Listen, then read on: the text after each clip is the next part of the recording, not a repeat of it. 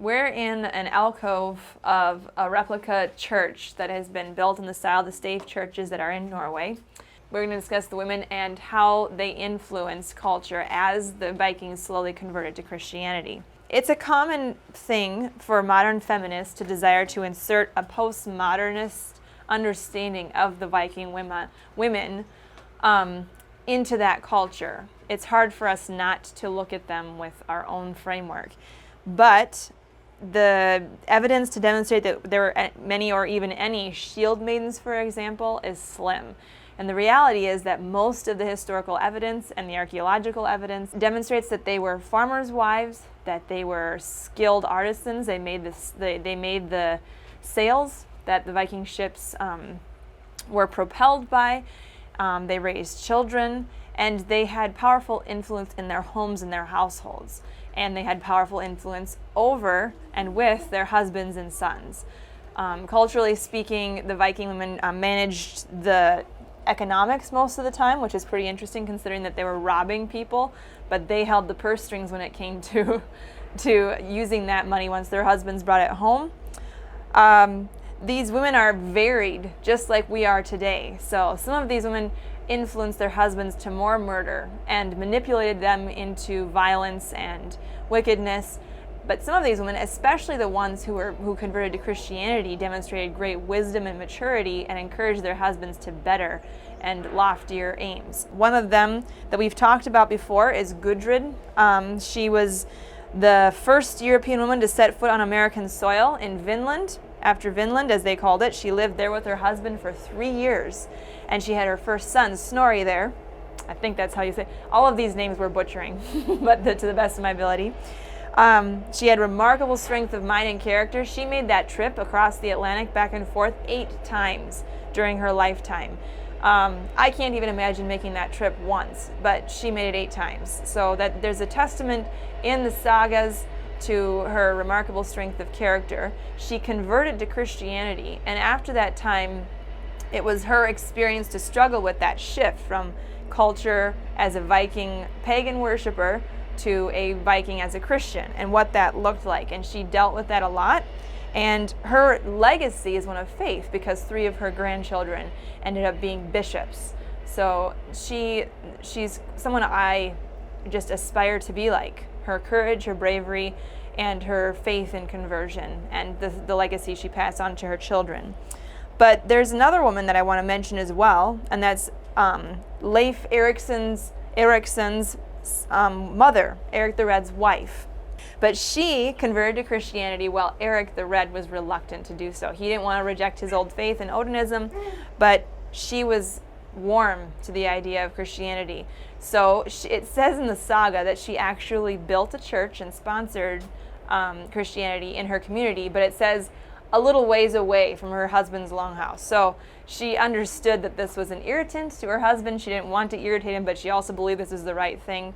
And so while it was a strain on their relationship, she did her best to bring Christianity in with respect for him. Her legacy is one of building a church. They called it her church by her name, Johild. I'm just going to say it that way.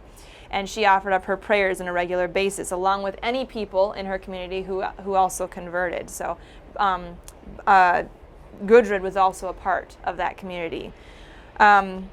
These women stand as pillars of the faith in their communities, unlike Leif's sister, Freydis, who didn't do so well and struggled with character and was manipulative and shameless.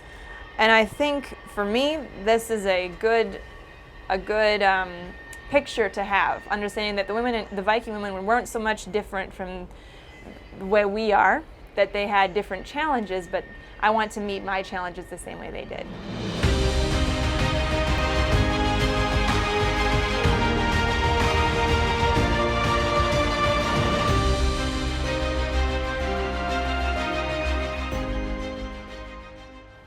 Leif Erikson was an explorer just like his father, Eric the Red, and he chose the hard and difficult life of being a seafarer. He went out in search of new land and for the development of future settlements for his people.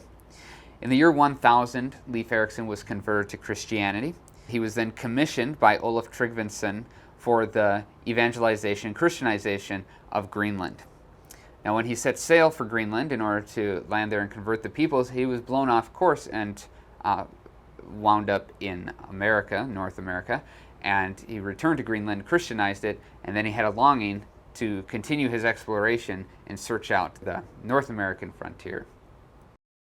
Throughout the Viking Age, the Norsemen made continuous raids on the Norman coast, and they eventually settled there, and those settlements became vital aspects to their continued trade in the region. Now, after they were Christianized by the Danes, it was an aspect of chivalry for them through successive generations to actually become crusaders and fight for the Christian people in the Holy Land against the Muslims. Vladimir the Great was raised as a royal prince in the Rurik dynasty in Novgorod. After his father's death, his brothers battled for the throne, and Vladimir was forced to flee on the account of his relatives, and he found refuge in Scandinavia with other relatives that he had. With the assistance of Hakon Sigurdsson, ruler of Norway, Vladimir returned with a Varangian army and consolidated the Rus realm from modern-day Belarus, Russia, and Ukraine to the Baltic Sea. Vladimir was a pagan. He was a proud and obscene man. He sought to identify himself with the various Slavic and Norse gods. His zeal inspired many of his people to begin the persecution of Christians who had come into his realm. But he was curious about this Christian religion as well. He was curious about other religions, and so he organized a council in order for him to examine the various religions, the Jewish religion, Muslims, the Catholic, and the Eastern Orthodox faiths. And as he examined them, he was brought into the conviction of the Eastern Orthodox faith, and that allied him with the Byzantine emperor as well. And he took the Byzantine's imperial princess Anna to be his wife, and that brought Christianity to the Rus people. In 1030, Harald Hardrada assisted his brother Olaf in the Battle of Stiklestad against the Danish king Knut, who had seized the Norwegian throne. The brothers lost the battle. Olaf ended up dying, and Harald was badly wounded and had to flee to his relatives in Kiev and Rus. There, he plied his trade as a mercenary. He worked at the behest of the Grand Prince of the Rus for a few years, but eventually launched out on his own. He took 500 men and traveled south across the Black Sea to Constantinople. He joined the Byzantine Emperor's elite mercenary force known as the Varangian Guard. He then traveled across the whole frontier of Mesopotamia, capturing cities and castles. He was battling the Arab pirates in the Mediterranean and even stormed the coast of Sicily against the Muslims who had captured it. In all of this, he sent all of his plunderings and his payment of 50 pounds of gold per year back to Kiev in order to finance his future claim to the throne of Norway. In 1042, Harald returns to Kiev, and with his enormous wealth, he marries Elizabeth, the daughter of the Grand Prince of the Rus, and then finances his claim to the Norwegian throne. Harald successfully captures the throne and immediately begins a nearly 2-decade assault on the land of Denmark. This ultimately fails, and after an intense naval battle with 450 ships, they draw up treaties of peace, and he relinquishes his claim there and returns as king to Norway. But Harald Hardrada is not content with being king, and so he sends out on a number of voyages of exploration throughout his vast realm, traveling north along the coast, westward to Iceland. But this is not able to satiate him. He is a warrior at heart, and his eyes turn and fix on England. In 1066, Edward the Confessor dies. This creates the opportunity that Harald has been looking for in order to invade England. He gathers an army of 13,000 Norsemen, 2,000 Scots, loads them into longships, and sails across the sea. As he lands in England, after a couple insignificant skirmishes of which he's able to win handsomely, he heads for York.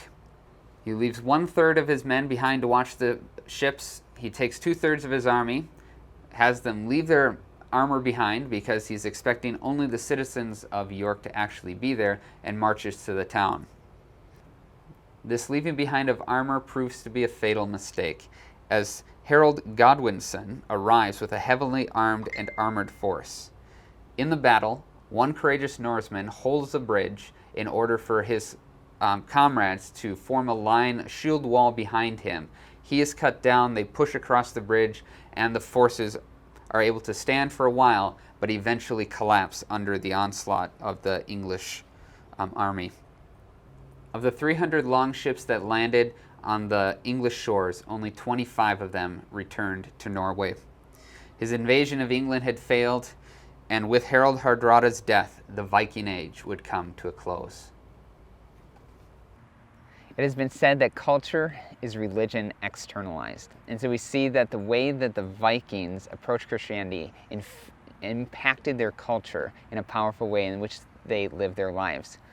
They built churches and they tore down the pagan temples. They instructed people in theology and infused the people with a missionary zeal to bring the gospel to the rest of their people. The Druid priests and pagans in the religion were exiled, and instead they built the monasteries and places for this instruction of God's rule. The laws were changed to reflect their understanding of biblical ethics in a way that they did away with infanticide and abortion and valued human life. And one way that historians can also tell when a culture transitions from paganism to Christianity, especially in Northern and Eastern Europe, was the way they buried their dead. They began burying their dead instead of cremating or burning their remains. They would bury their dead facing east in hope and anticipation of the resurrection when they would meet their Lord and Savior on that great day.